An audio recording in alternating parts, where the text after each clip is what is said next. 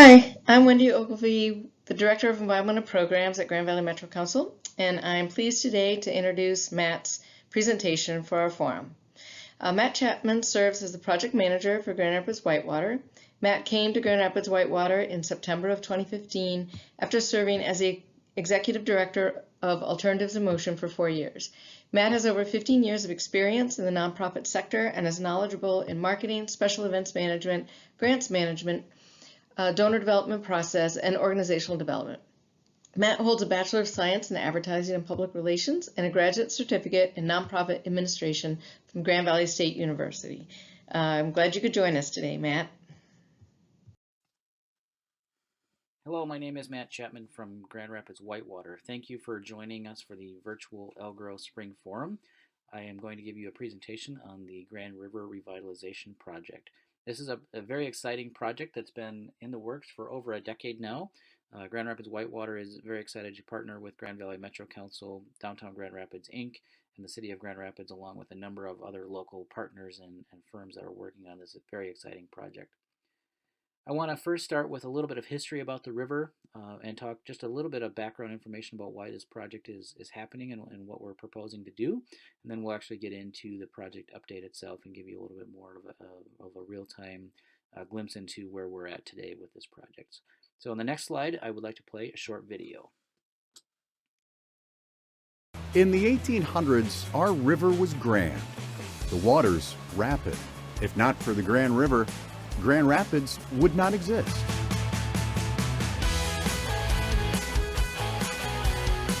The industrial boom of the 1900s changed the Grand River. Dams were constructed, the river was channelized, and the rapids disappeared. 115 years later, our city is growing, thriving, and vibrant. But the aging infrastructure still slows the once roaring waters. Our downtown has been revitalized through our shared community vision. Now is the time to bring the Grand River back to life. Renew it, restore it, revitalize it.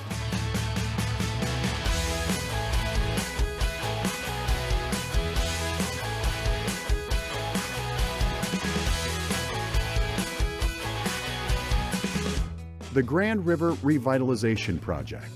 Let's put the rapids back in the Grand for everyone.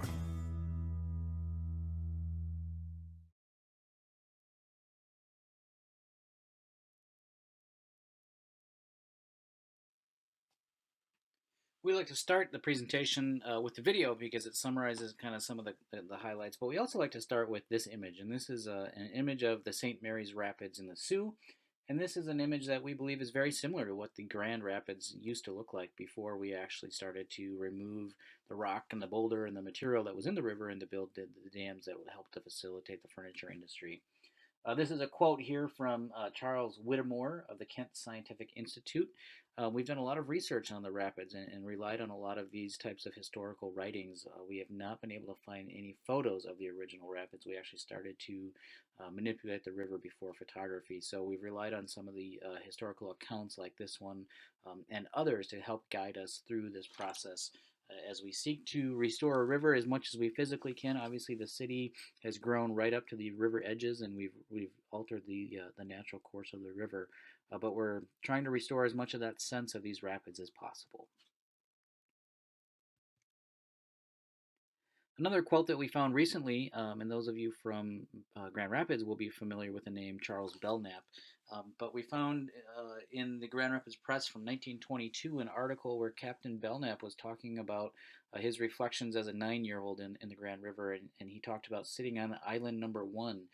There used to be different islands, I think 3 different islands in the Grand River, roughly where the Amway Grand Plaza and the JW Marriott Hotel are today. And Captain Belknap talked about being thrown in the water, and he was sitting on island number 1, and he was looking over hundreds of granite and lime boulders, which the water rushed about. Obviously, a lot of those, almost all of those large granite boulders were removed to help facilitate the growth of the furniture industry, to clear the river, to allow those logs to float down to the various factories. But the granite and the limestone is also harvested from the river for the construction of some of our buildings and some of the material behind the floodwalls in downtown. So again, just another very neat historical account of what the river used to look like before we started to change it, before we started to grow the city of Grand Rapids.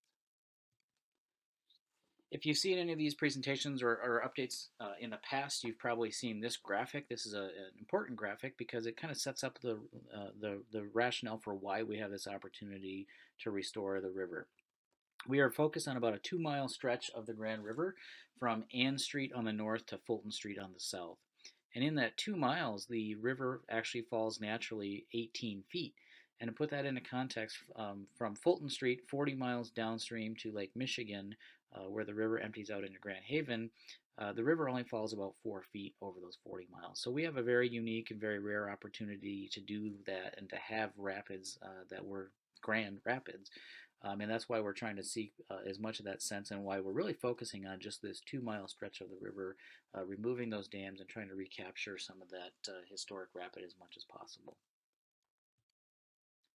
There's a number of goals in this project, and if you followed it for any length of time, so I want to talk a little bit now about the first phases of construction and when this will be happening and what we're planning on doing.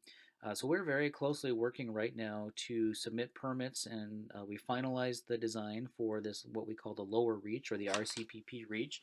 This is an area roughly from Bridge Street down to Fulton Street, and basically our goal here is to remove the 4 what we call low head dams, those 4 smaller dams that are currently in the river, and bring back in rock and boulder and recreate what was likely this boulder rapid.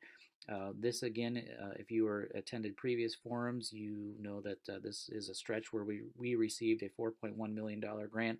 Worked closely with the Grand Valley Metro Council. They are actually the grantee for that grant. But it's $4.1 million to do habitat restoration work in this stretch of the Grand River, and that's removing those dams and bringing rocks and boulders back in. So we've been working closely with that, and this is really our prime focus. We just submitted a permit or a biological assessment to the U.S. Fish and Wildlife Service, and we're working through the federal permits for the endangered mussels, and then we hope to submit some state and federal permits later this summer.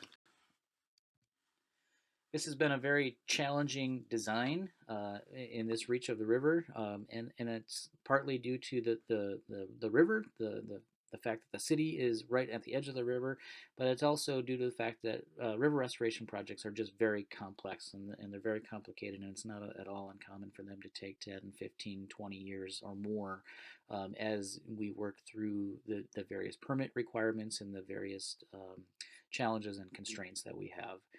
We've worked very closely with a number of agencies. We actually have 7 different state and federal agencies we work with really on a daily or weekly basis that have been involved in some of this design efforts.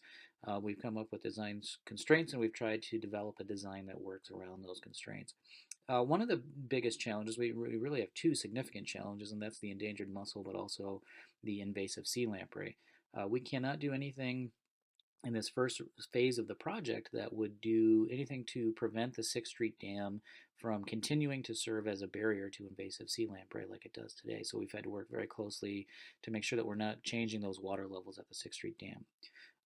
As with any project dealing with rivers or lakes and streams, we can't do anything that creates any changes to the 100-year flood stage. So we've had to work very closely to make sure that that doesn't happen. We cannot obviously flood out the city or make any changes to that. We won't get a permit if the project does that.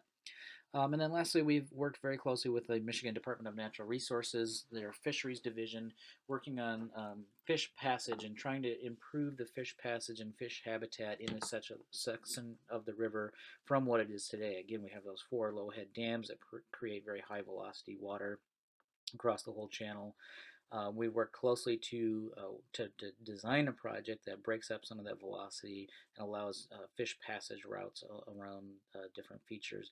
The image that you see on the screen here is actually a result of one of our hydraulic modeling outputs, and it's very fascinating that you can actually put in a design and then it'll spit out the different water flow, the velocity of the water, the direction of the water, the depth of the water. And we can actually use these tools to analyze fish passage and fish habitat, and then make iterations of the design based on what the models are showing. So it's an interesting tool that we have that we have really gone through an extensive process to evaluate, and are feeling very confident that this design is a significant improvement over what we currently see in the river today.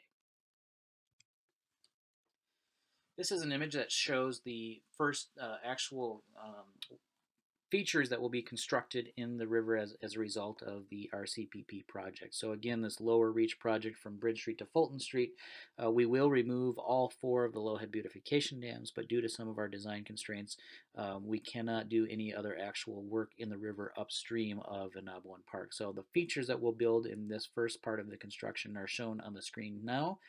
The different colors represent different sizes of materials that will be used to create much more diversity in the riverbed than what we see currently today. The red areas are structures that will be designed to kind of create a recreational wave, whether that's for surfing or kayaking or potentially whitewater rafting. And as you move your way across the river to the east side of the river near the DeVos Place and Amway Grand Plaza, you'll see much more diversity in size classes. These are trying to emulate natural riffles in different, riffle run pool type habitats that you might see on a northern Michigan river or stream. So again, this has been very intentionally designed with all of our constraints and challenges. One of them has been the trying to design a project that also benefits a variety of user groups. We know that there's more people than just paddlers. There's anglers. There's folks that might want to paddle or tube or even one day maybe swim in the river. So we've given it a lot of thought and a lot of close coordination with the city, the fire department for rescues. All those sorts of things have been incorporated into this design. And we're excited to start to see what some of this might look like. It's difficult to really get an understanding for this, but what we did was we had our engineer give us some examples of some of the wave features and other riffle features that they've built in other projects. So here's this first wave in front of Anabuan Park, and you can kind of see the red area. The first 2 images on the left are waves that our engineer designed that will be kind of similar looking waves. The difference here and what makes this project unique is a lot of the whitewater specific parks, they get some negative reputations because of the fish passage that hasn't been as thoroughly analyzed. Again, we worked closely with the DNR to try to mitigate any concerns they had for fish passage. Our wave structures, unlike the images that you see here, our wave structures are only about 40 to 60 feet wide in a roughly 400 to 500 foot wide channel. And then you see that we've also incorporated on the east side of the river those orange, blue, and green and brown colors, a different size material to create that kind of natural looking riffle like what you see in the photo there. So it's areas that may be whitewater at some times of the year, shallow water, and it may not be at other times of the year. But you kind of get a sense for how it would look, very different than the kind of large reflecting type pools that we have in the river today. As we move downstream, each of these waves become a little bit smaller as that gradient kind of gets less and less down towards Fulton Street. So here's another example of a small wave between Gillette and Pearl Street and an associated riffle on the east side. We are envisioning that these waves will be utilized by recreational enthusiasts. River surfing, just like this individual is doing, is a very popular sport now. And people are traveling all over the country to surf on urban rivers, and it certainly has the potential to happen here in Grand Rapids as well. Just downstream of Pearl Street, this is another very important feature that we worked very closely with the Fisheries Division as well as our partners at the Grand Rapids Public Museum. In front of the JW Marriott here, you see another riffle feature. This was very intentionally designed to protect a walleye spawning habitat area and working to make sure that walleye had access to upstream migration. On the west side of the river in front of the Grand Rapids Public Museum, we worked closely with their staff.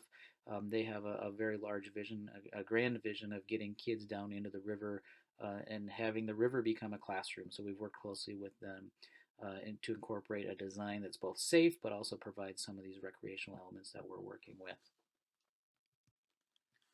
And then the last wave that you see is just downstream of the Blue Bridge before you get to Fulton Street in front of the Grand Valley Eberhard Center. Again, a smaller wave that will is intended to be drowned out and flooded out at higher springtime flows, so you might not even see it out there sometimes of the year. But a great beginner area, beginner recreational wave to start in at some of the later months when we have lower water. We also wanted to take advantage of what was likely that historic, just kind of natural boulder strewn rapids by bringing in just large boulders and scattering them around and creating what we kind of call a boulder garden area. We believe that this will, again, just increases that diversity, gives fish places to stop and rest as they're spawning upstream. And we really think that this area and this stretch of the river will become much more utilized for fishing than it is today, just not just for steelhead and salmon, but we hope to see, again, more bass, catfish, walleye fishing taking place. And again, we have a 600-foot wide river in some stretches and just a great opportunity for these kind of big out west fly fishing type experiences that are frankly our northern Michigan rivers just don't provide in the much narrower confines. That's a wrap up of the first phase of the construction project. Again, I mentioned we are submitting permits and working on our permitting documents. We hope to be able to start construction on that lower reach of the river sometime in late 2021, but obviously that's very dependent on the state and federal permit review processes that we have to go through. The second phase of the project is really that replacement of the 6th Street Dam and the construction of a new sea lamprey barrier. This is where we're working with the Great Lakes Fishery Commission and the U.S. Army Corps of Engineers on the design and the development of a new lamprey barrier. The Fishery Commission actually is the international agency that's tasked between U.S. and Canadian governments to manage sea lamprey in the Great Lakes. They are the lead agency on the permitting process for the lamprey barrier. They're currently working on an environmental impact study. They've contracted with the Army Corps of Engineers, and last April they actually kicked off the public comment period for that. The results of that public comments, the comments that they received, are now currently being analyzed, and there's actually 14 different alternatives that are being designed and developed to consider for review for the selection of what will become the new sea lamprey barrier in the Grand River. One of the alternatives that we have talked about many times, and if you've been to the forum in the past, you've heard us talk about this adjustable hydraulic structure. That is one of those 14 alternatives. Again, this is an alternative that we've done a lot of design and a lot of research and study on, and we think would meet the multiple objectives of all of our project partners, as well as provide great opportunities for the citizens of Grand Rapids. This is a structure that could be raised when sea lamprey migration is a concern in the springtime months. When sea lamprey migration is no longer a concern, you can actually lower this structure into the bed of the river and allow that natural connectivity upstream and downstream for fish and wildlife and recreational users. So again, the Corps is currently going through that process. There will be many more public comments and review periods along the way. They will eventually select an alternative that they think, that the Fishery Commission thinks will be the best for sea lamprey, and we're working closely with all of the agencies on that process. The final part of the project would be the removal, hopefully the eventual removal of the 6th Street Dam once a new sea lamprey barrier is built into place. Again, we're working closely with the Fishery Commission and the Army Corps on those alternatives and looking at the evaluation of what is the best option for removal or replacement of this structure. For context, I put a historical photo here of the actual 6th Street Dam in 1929. So the structure that we see today was built in 1927. We know that it's a very aging structure. It's a dangerous structure, and we think there's a lot of benefits that can come from the removal of this structure and exposing some of that bedrock habitat, that limestone habitat that was likely part of the historic Grand Rapids. So this structure, the 6th Street Dam, must remain in place until a new barrier, whatever that barrier is built and in place. And then hopefully this structure would be removed and we will put in other rock and boulder features similar to what we did in the RCPP reach to create more opportunities for recreation and passage. Once the in-river work is done, again, we mentioned that this project is the catalyst for opportunities, other opportunities along the river in terms of public-private investment. These slides, and the next 4 slides that I have, are images from the River for All process that really was a City of Grand Rapids and Downtown Grand Rapids Inc. led process, a community engagement and planning process that looked at ways to activate the river edges and ways to make the river more accessible. The images that you see here from the North Monroe site, so that's a 3-acre site along Monroe Avenue, and then the currently city water department site up on Monroe Avenue, a little farther up on Monroe Avenue. Great opportunities to become public parks, public access points specifically, where we can start to think about ways to remove the flood protection, the flood walls that we have today, and actually use some sort of green infrastructure and berm to provide the same level of flood protection, but also to greatly increase the access for our residents to get into and out of the river, along with other recreational uses of these parklands along the way. Another exciting spot for potential redevelopment would be the Fishladder Park. This is a very popular park within the city. Gets a lot of use. A lot of people like to come down and watch the river here. So again, we've worked closely with designers to come up with some conceptual plans for additional seating and overlook of a very popular part of the river. Again, knowing that more people likely will be in the river and along the river edges, we're starting to think about how some of these river edge sites need to support that so that we truly create an area where everybody can come and feel welcome. And the last part of the River for All site opportunity sites here is the Grand Rapids Public Museum, and I touched on this briefly earlier, but again, the museum is a great partner on this in terms of capturing the history of the city, but also the history and the restoration of the rapids. And they're doing great things at the Grand Rapids Public Museum to get kids and students involved in these types of projects and to teach them about careers that can happen in the field of environmental restoration and ecology and water quality. So we've worked very closely with the museum on the design of the river in front of their site. They're currently going through a design process and a funding campaign to really reimagine their role as a building and really turning to face this river and get students outside and getting them involved. So we're excited for that partnership and look forward to continue working with them. So that's about all I have for you today. A very quick update. Happy to take additional questions. If you have questions, feel free to email me. My address is on the screen here, or Mike Stahl is one of the project managers and engineers from the City of Grand Rapids that is working very closely with Grand Rapids Whitewater as well. The partnership between the City of Grand Rapids and Grand Rapids Whitewater is incredible. We couldn't do it without the city. They will actually be the permit applicants, and we'll be right there alongside of them as we bid and oversee the construction of the project. So I would like to say thank you to everybody for joining for this virtual Algro Spring Forum. Thank you and stay safe. Thanks, Matt, for your update on the River Restoration Project, and thank you also to all the sponsors that have made the 17th Annual Algro Spring Forum possible.